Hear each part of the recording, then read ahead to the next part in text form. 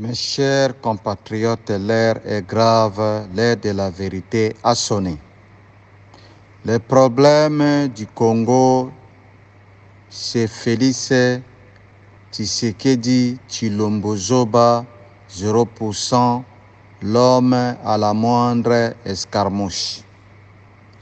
Il est le complice de Paul Kagame et Museveni. Félix Antoine Tshilombo Zoba, l'homme à la moindre escarmouche. Asila Kolobanabiso Polele, ça sert à rien de vous battre pour des portions de terre, car East African yangunde koko mamboka na biso. Esuki wana te, mwasi na ye Nyakero, la rwandaise Nyakero, aye koloba na biso polele, basila kobotela biso este ya mboka.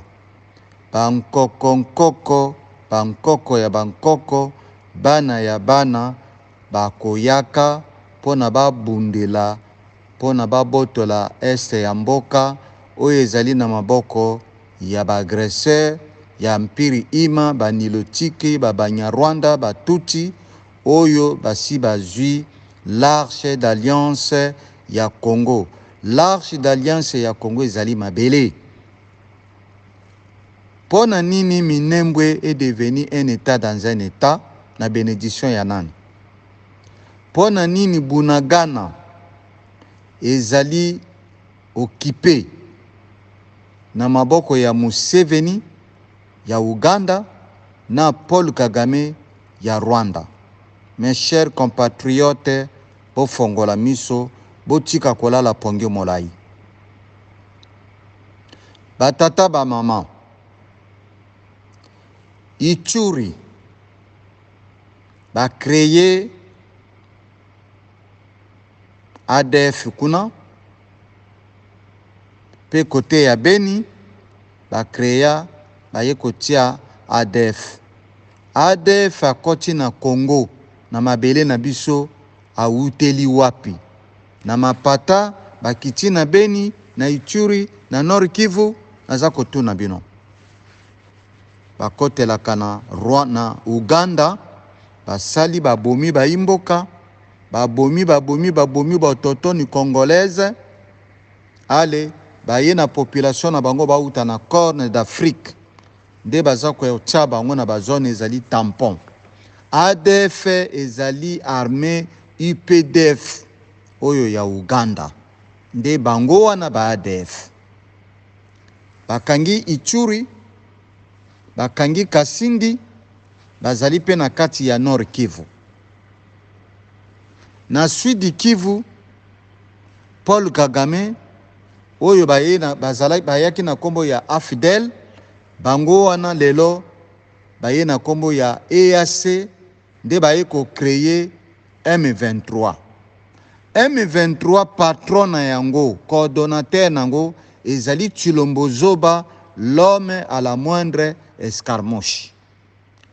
Aloba na bino polele na kati ya article 10 o ezali na kati ya constitution wana botanga yango.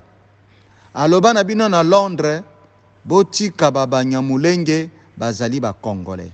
Pesa munu passage. Aye lisusu na date ya le 22 février 2024, après avoir causé la simulacre électoral à yibaki élection na bino, ba voter na ba machine à voter na place ya peuple. Machine à voter et comme ko voter na place ya peuple ezali danger munena pour la démocratie.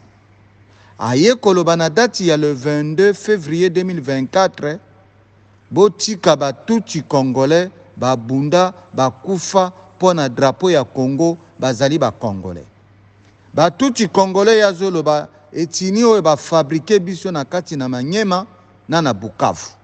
OK? Na Ituri ba fabriquer biso etini na kombo Ema. Na Nord Kivu ba fabriquer biso etini na kombo Banyabusha. OK? Na Sud Kivu ba fabriquer biso etini na kombo Banyamulenge. Ba etini wana nyonso wana ezalaka na Congo te, ba occupant, ba agresseur, ba yaki ba effacer histoire ya Congo, ba yeko komela biso histoire ya sika, ba teli biso ba etini wana na kati na mabele ya mboka. Ba tata ba mama, Corne d'Afrique botala na carte géographique. Population nini bilongi nini ya banilotiko bavanaka na Corne d'Afrique. Oyo batie bango na bazone eza tampon. Oyo M23 oyo bazali ba agressé ezali armée ya Rwanda na Uganda na ba armée ya tutu ya pays ya État Est Africa ya Afrique de l'Est nde bango wana bazali ba M23 oyo baza koboma ba autochtone congolaise oyo M23 ba agresseur wana baza ko utiliser 15 localités na biso nyonso plus de 80% eza na maboko ya mpiri ima ya banilotiko wana ba Banyarwanda. Pona nini tintuntu angwalima perroquet 15%, 0% escarmouche. Chilombo Zoba, aza kanga munoko na ye, aza kobanga ko dénoncer Museveni de l'Ouganda azali agresseur. Tango tolobe la qui est que M23, ce ne sont pas des rebelles, c'est bazali ba agresseur, bazali ba agresseur ba yaki ko bundisa Congo pona bazwa l'arche d'alliance. L'arche d'alliance ezali mabele. Botala ezole kana bande de Gaza, les mêmes situations tozana yango. Les dieux d'Israël bino bobele la kabangwana ba bengani ba Palestiniens na mabele na bango na bande de Gaza et bana na Jérusalem na Bethlehem et ko sukisa na bande de Gaza ba sali génocide. Est-ce que génocide ya République démocratique du Congo? Est-ce que bazolo bela yango? Naza ko tuna bino. Nazali ko tuna bino. Oyo peuple ndenge nini? Olie tozala lisanga moko tosangana pona tobengala Chilombo Zoba oyo azali pion ya mpiri ima oyo azali mwana ya musala malhonnête ya mpiri ima au tozala na Rwanda na nzela ya kobatama. Nous sommes bien informés mes chers compatriotes. Ezali ngai papa Mosakoli le guerrier mboka mosika nazali mosakoli nayaka kosakola nayaka kopesa bino masakoli me nayaka kopesa bino banalizi te na mboka oyo ezali na kati ya occupation ya colonize baza ko coloniser mboka na bino na néocolonialisme par empire ima batuti ba Banyarwanda banilotike bayaka kopesa analizi te bayaka kosala nde résistance ya combat. Nous allons continuer la résistance du combat pour libérer notre pays. Mes chers compatriotes, écoutez-moi bien. Rien ne vous dérange et vous choque, et c'est normal et légitime que des armées étrangères, à l'occurrence l'armée ougandaise de Museveni de l'Ouganda et l'armée rwandaise de Paul Kagame, soient présentes sous le sol congolais depuis tant d'années.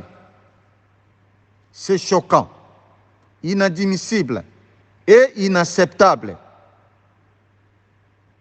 Comment ce fait avéré ne soulève-t-il pas le peuple congolais et encore moins l'opposition si elle existe? Pourquoi accepter l'inacceptable? Pourquoi accepter le génocide du peuple congolais à l'est de la République démocratique du Congo? Pourquoi accepter toutes ces souffrances? Pourquoi accepter l'humiliation? Vous avez maintenant la preuve qu'une vie congolaise vaut mieux qu'une vie ukrainienne ou palestinienne. Qu'en conclusez-vous? La délivrance ne viendra que de nous. Il n'y a pas de fatalité. Nous et nous seuls avons le pouvoir de nous libérer. On ne libère pas un peuple se libère seul. Un peuple qui ne se libère pas est un peuple fou, ignorant. Le monde occidental ne nous respecte pas. Ce qui intéresse nos agresseurs et toutes les puissances occidentales, coloniales, ce sont les richesses de la République démocratique du Congo. Alors, mobilisons-nous. Mobilisons-nous pour chasser tous les adversaires du Congo, intérieur comme extérieur. Courage, le salut de notre pays et de nos âmes ne dépendent que de nous. Ingeta Motomopela, Papa Mosakoli, les guerriers Mboka Mosika. Mes chers compatriotes, Mutumoka Ko Sabinote, le problème du Congo c'est Tshilombo Zoba. Il est le complice de Paul Kagame et Museveni. Il est le malheur du peuple congolais. Il est là pour les étrangers. Il n'est pas là pour vous les Congolais. Vous les fanatiques, sortez-vous de ce fanatisme. C'est très dangereux. Venez nous tous, nous rassemblons-nous. Rassemblons-nous dans l'unité nationale, dans l'esprit collectif, sacrificiel, pour libérer le Congo. Tshilombo Zoba, Tshintountouan Ngwalma perroquet, azali na bisote, azali ko sale l'empire ima, azali malhonnête na bango. C'est lui le problème du Congo, mes chers compatriotes. Congo ezali colonisé par l'empire ima. Empire ima, ba yaki kozwa l'arche d'alliance du Congo, ba si ba zui yango. Botang article na constitution ba sale la biso, ba tela biso, ba article oyo ezali balkanisation eza na kati. Article 217, article 4, 3, 51, 7, 10. Botanga ngo, ce qui a lobi alingali alongola a changé constitution, alongola article wana oyo ezali dangereux na kati ya mutema na ye, ayebi article na uti kotangela bino oyo batiela biso déjà balkanisation, empire ima baye ko salela biso constitution, batieli biso balkanisation na kati ya mboka. Yango moni site ya minière oyo ya Rubaya. Rubaya ezalaki ya Mwangachuchu azali tuti. Mais Mwangachuchu n'est plus na Ndolo, azali sur na prison ya Ndolo, ta sa babimisa ye nde azali na États-Unis na Ngongo lelo tozali mercredi le 15 mai 2024.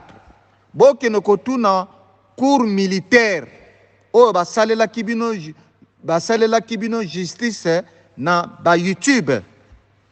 Mwangachuchu asabima na ye, chemise na ye ya couleur ya jaune bleu, et tikala na kicho ya zakovana na kati ya prison ya Makala. Le tombeau est vide. Mwangachuchu asabima zonga azana États-Unis. Yango mona yake ko libérer site ya Rubaya. Rubaya ezali libéré na ba ndenge ba tiaki ye wana ayibe élection ya peuple nde ba cédé nde Rubaya. Yango moni soi-disant M23 va récupérer site ya Rubaya wana. Mes chers compatriotes, gouverneur militaire oyo ya Nord Kivu azali Burundais. Naza ko pesa bino information azali Burundais. Nde omoni baye kozwa Chiwewe oya utokutana na mwana ya Museveni na Kasindi. Bazui général na bango batie na force comme na force armée ya Congolais. Un agresseur bato bazo boma bino bozui armée na bango chef état-major général na bango bo commissaire akoma général ya force ya intervention na kati ya opération ya ba po soi-disant bayo luka ba ADF na Beni na Ituri na Nord Kivu ba commissaire commandant ya FARDC. Quelle trahison de la part de Tshilombo Zoba na Tiwewe.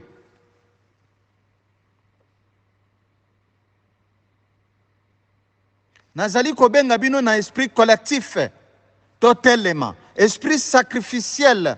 Mboka mokota bakoya ko bunda na place na biso esengeli biso moko totalement tozwa conscience date ya historique le 4 janvier 1959. Pierre Mulele mwana mumbunda mwana ya Ijofa mboka musika atelemaki babenganaki ba Belge na Kinshasa. Bazalaka na YouTube nazo tuna bino. Bazalaka na réseaux sociaux.